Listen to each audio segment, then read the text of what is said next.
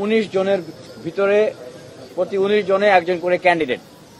তাহলে সেক্ষেত্রে কেন্দ্রে যদি 28 জন ক্যান্ডিডেট প্রার্থী হন এবং হলগুলোতে যদি 13 জন প্রার্থী হয়, এত জনের নাম কিন্তু মনে রাখা খুব কঠিন এবং ব্যালট নাম্বারও কিন্তু মনে রাখা খুবই কঠিন।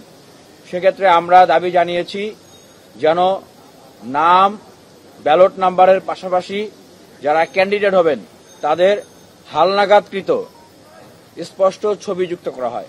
সেক্ষেত্রে আমরা এটাও বলতেছি যে যারা বিশেষ করে যারা নারী শিক্ষার্থী আছেন, হিজাব করেন, তারা যদি তাদের ছবি প্রকাশ করতে না চান, তারা যেভাবেই তাদের ছবি দিবেন সেভাবেই যেন লাগানো হয়। আজকে আমরা মূলত যে বিষয়ে সংবাদ সম্মেলনের আহ্বান করেছি সেটি হচ্ছে, আপনারা ইতিমধ্যে অবগত হয়েছেন যে ঢাকা বিশ্ববিদ্যালয়ের এই ডাকসু এবং হল সংসদে নির্বাচনের যে ভোট দেওয়ার প্রক্রিয়া, সেই প্রক্রিয়ার ভিতরে যারা প্রার্থী হন প্রার্থীদের নাম থাকে এবং ব্যালট নাম্বার থাকে।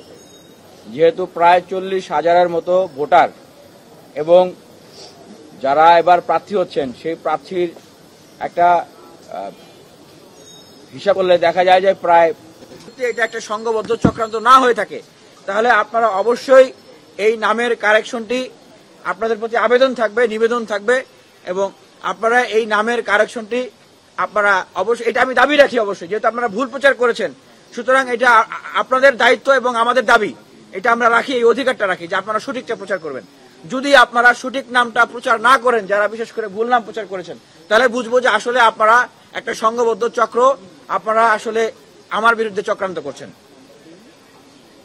তৃতীয় নাম্বার, আমরা যে বিষয়টা বলবো যে ছাত্রলীগের একজন সাবেক নেতা যিনি মনোনয়ন ফর্ম সংগ্রহ করেছেন, আমরা বারবার বলে আসছি যে কেউ একটা সময় ছাত্রলীগ করেছে মানে সে আজীবন খারাপ থাকবে, আমরা এরকম মনে করি না।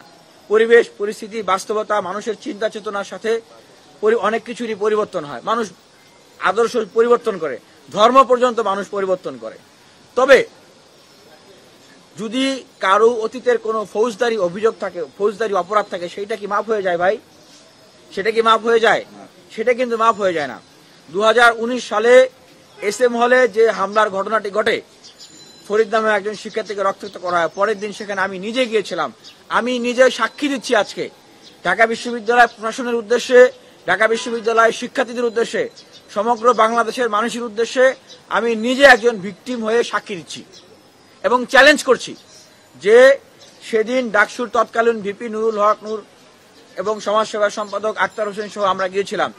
বেনজির নামে আমাদের একজন নারী শিক্ষার্থীও ছিলেন, তাদের উপরে সেদিন সেখানে আক্রমণ করা হয়, ডিম মারা হয় এবং তাদের শরীরে বিভিন্ন জায়গায় মব তৈরি করে মবের ভিতর ঢুকে তাদেরকে কিলানো হয়, ঘুষানো হয়, মাথায়, শরীরে, পিঠে আঘাত করা হয়, লাথি দেওয়া হয় এবং এই নারী শিক্ষার্থীকে লাথি দিয়ে লাঞ্ছিত করা হয়।